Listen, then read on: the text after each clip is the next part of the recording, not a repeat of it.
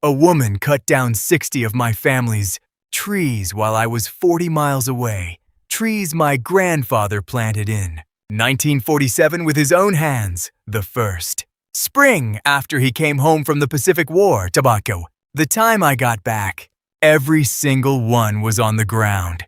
Stumps still warm, sawdust still in the air. She was standing on her porch with a glass of wine, smiling. My name is Toby Halverson. I'm a fourth-generation dairy and grain farmer in Wisconsin. In the spring of 1946, my grandfather Lars came home from the Pacific with a steel plate in his skull, a half pension from the Navy, and a $6,000 GI Bill loan. He bought 120 acres of raw, cut-over land. On the first day of April 1947, he drove stakes into the ground and planted 60 seedlings along the western property line.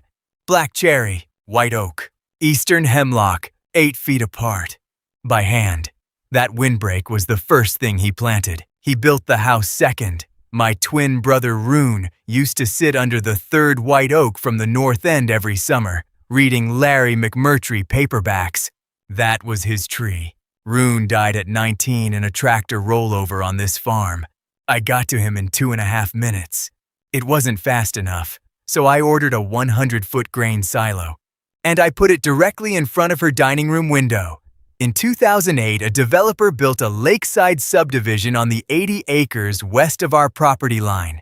Premium lots, a clubhouse, stamped concrete. The HOA's second president was a woman named Britlin Yarwood Chesterfield. She decided, almost immediately, that the most important problem facing her community was the row of 77-year-old trees blocking the lake view from 21 of her premium lots. For 11 years, I watched her work that problem. Pruning letters, zoning board petitions, a DNR invasive species complaint. The inspector rated our windbreak healthy, an offer to buy the strip at 3 times agricultural value. My father returned her letter unopened. What my father didn't know, what none of us knew yet, was that her husband Stuart had quietly set up a shell company called Cedar Hills Land Services, LLC. Over 13 years, that company was paid $378,000 by the HOA for vegetation management services. There was no vegetation managed.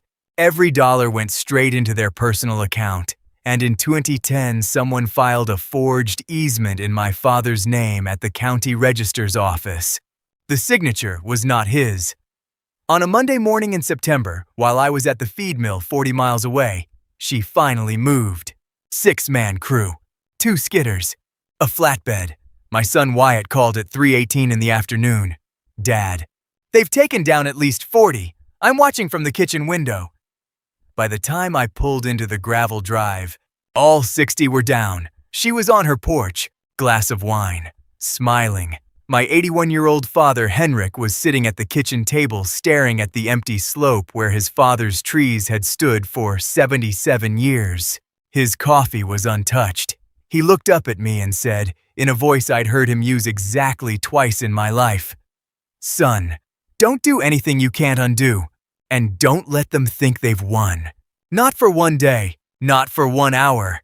I called my attorney Tessa Brundage in Stevens Point. She listened for 10 minutes without interrupting. Then she said, "Toby, order the silo." By the next morning, here's what we had. The forged easement. A state forensic examiner confirmed it was a forgery within 48 hours. The original was filed personally by Stuart Yarwood Chesterfield on a Friday afternoon when the registrar was at lunch. Cedar Hills Land Services, incorporated 3 months after Britlin took office. $378,000 in, every dollar out to their joint personal account. The windbreak, registered with the USDA Conservation Program. Cutting it was federal program interference. The U.S. Attorney's Office in Madison was notified. Timber value, 60 trees appraised at $142,000. Wisconsin timber theft statute applies treble damages. Civil recovery on the trees alone. $426,000. 3 white oaks were over 75 years old. Wisconsin's Heritage Tree Act, separate criminal penalty. Per tree. Tessa called Thursday morning. "Toby, how long until you can pour the silo foundation?" I said, "How fast can you get me a permit?" She said, "Tomorrow afternoon. Wisconsin's right to farm statute. Agricultural structures are administratively permitted on A1 zoned land. An HOA cannot touch them. Sukup Manufacturing, Sheffield, Iowa. 100-foot galvanized steel series. I placed the foundation at the exact corner of my property where the law allowed me to go furthest east, 11 feet from the property line, the precise position. That would block the lake view from all 21 premium lots whose owners had paid extra for unobstructed lake amenity access. Day 7, we poured the foundation. 6 concrete trucks, 45 cubic yards. Sheriff Buford Petraic showed up with a folding chair and a thermos. My father walked the entire perimeter of the wet concrete, hand resting on the edge. He was a journeyman concrete finisher in 1962 and 1963. He pressed his thumb into one spot where the finisher had overworked it. He nodded at my contractor. That was the whole conversation. My contractor told me later it was the only nod of approval my father had ever given him in 19 years. Day 20, the silo arrived from Sheffield on 4 flatbeds. Wide load, permit caravan. Day 22, the dome went on. 100 feet, done. From Britland's dining room, lake view, 100% blocked. From all 21 premium lots, 60 to 90% blocked depending on angle, every morning at 7:15. A slow rectangle of reflected light from the galvanized steel tracks across the face of her house.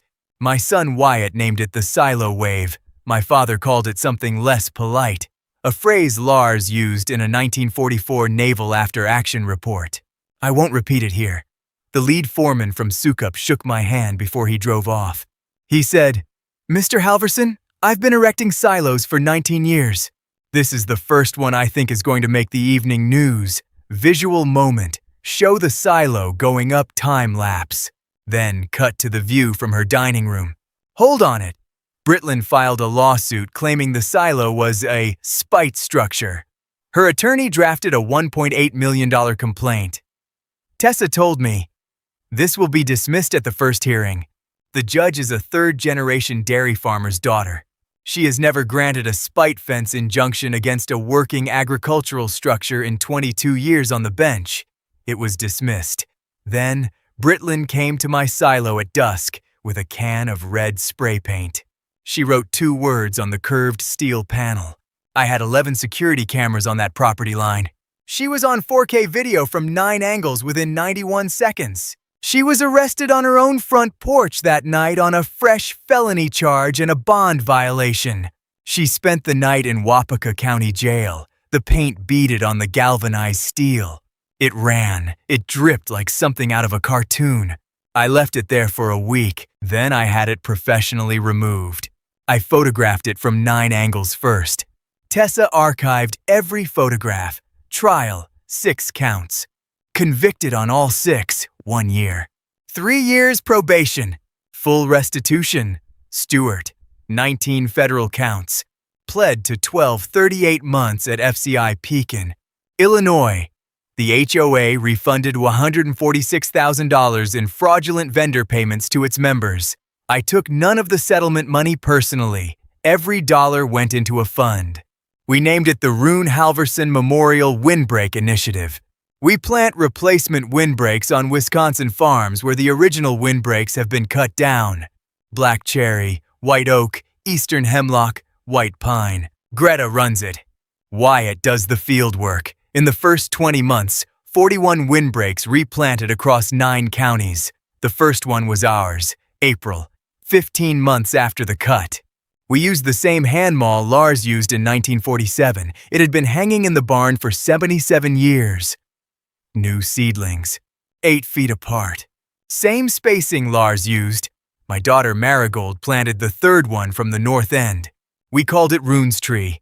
Those trees are now 4 years old. They're 12 feet tall. The 3rd one from the north end is the tallest.